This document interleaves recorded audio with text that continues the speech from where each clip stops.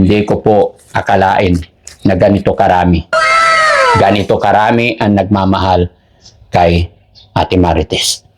Alam mo kung bakit nandito kami? Dahil din sa iyong ina. Dahil isa siyang tunay na kaibigan at napakabait na tao. Opo. Sa huling sandali, kapakanan ng kanyang anak ang kanyang ginawa. 4, 25, 26, 27, 28, 29, 30. Ayun mga kababayan, mga kabarangay, no? Sa mga nakapanood po ng live for Akos natin kahapon, sa lahat po ng mga nakasupport sa Team Daddy Frankie kahapon, maraming salamat. Maraming salamat po talaga sa suporta ninyo kay Daddy Frankie. Napakabilis ng inyong aksyon, hindi nyo po ako pinabayaan, at napatunayan at naramdaman ko kung gaano nyo kamahal si Ate Marites hanggang sa huli. No? Kahit na wala na siya, ay pinaramdam nyo. At alam kong mararamdaman niya pagpunta natin doon. Alam kong mararamdaman niya kung gaano nyo siya kamahal. Bakit po? Bakit ko nasabing ganun? Dahil nag-live for Akos tayo kahapon dahil sa pakikiusap ng kanyang anak. At ito po ang naipon natin. Ganito karami, mga kababayan. Hindi ko po akalain na ganito karami. Ganito karami ang nagmamahal kay Ate Marites. Magkano nga ba ito mga kababayan? Mamaya lamang po ay sasabihin ko kung gaano kalaki yung nalikom natin. At hindi lang yan mga kababayan. Dahil meron pa po dito. Ito naman. No? Ito po ay mga nagpa-super things. Ayan. Kaya gaano karami yung pera na ito mga kababayan? Gaano kalaki ang perang ito? No? Hindi po yan magagawa ng isang tao lang. Kumbaga,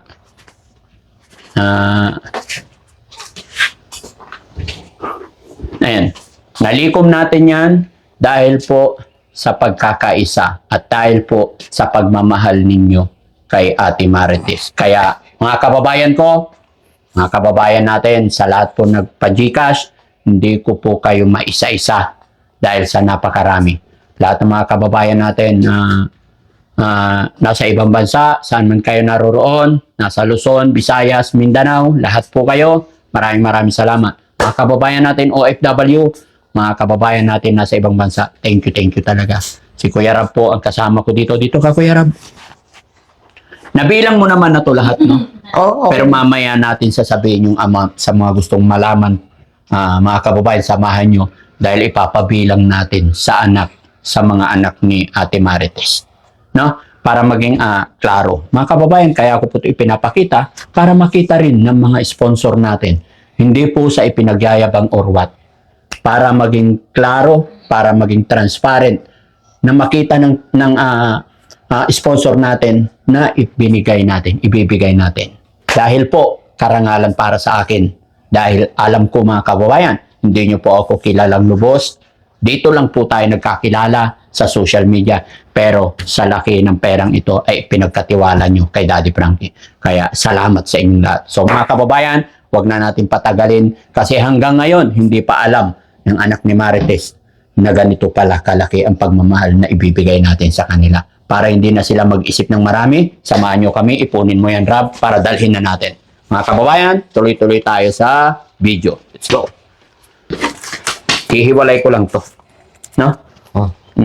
Okay? Dalhin mo lahat ng listahan, Rab, ha? Okay. Okay. So, kailangan alam mo lahat, na? Okay. Let's go, mga kababayan. Ano ba? Nalagay ka ng soap kasi. Ako po. Nalagay ka ng soap. O kaya may ano. Kuya Rab.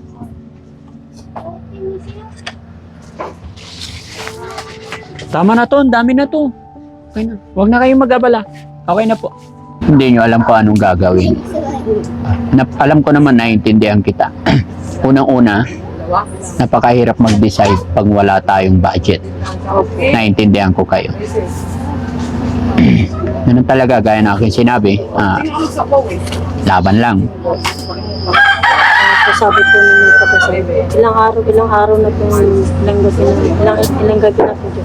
Sabi po sa akin, sabi ko po, 3 gabi na po yun na yun po mag-alala. Tapos sabi ko, kapag nung unang dating ko lang, kapag nagpapasal ako, hindi po kasi namin po alam. Hindi nyo alam.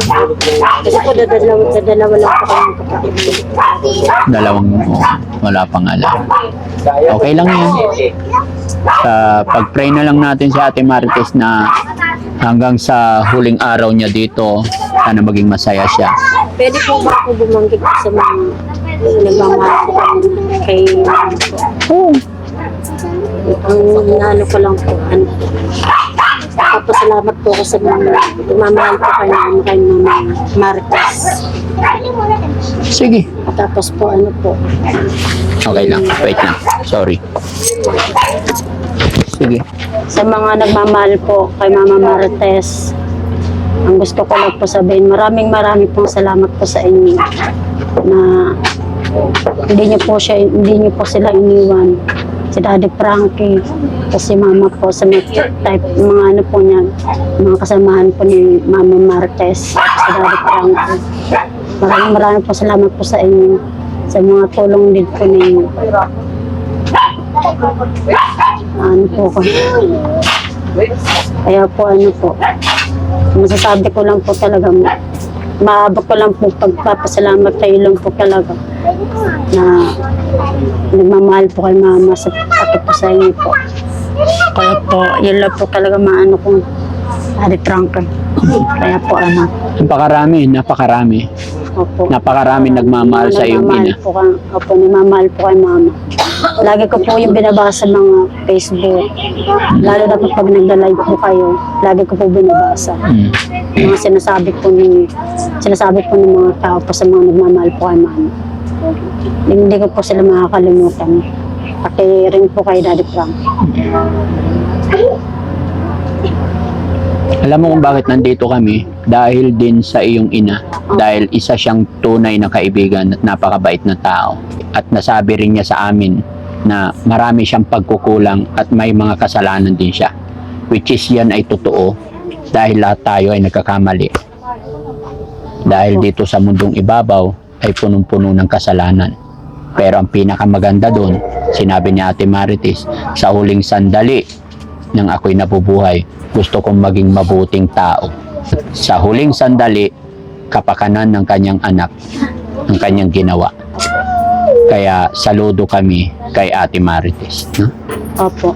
Kaya, ayun, gawin na lang natin yung pinaka-best natin hanggang sa huling araw, hanggang sa maihatid sa huling hantungan si Ate Marites. No? Kaya yun, sa araw na ito, sa oras na ito, ate, gusto kong makausap yung kapatid mo, tsaka si partner niya, Opo. ni Ate Marites, no? So, hintayin lang natin tayo magsimula talaga.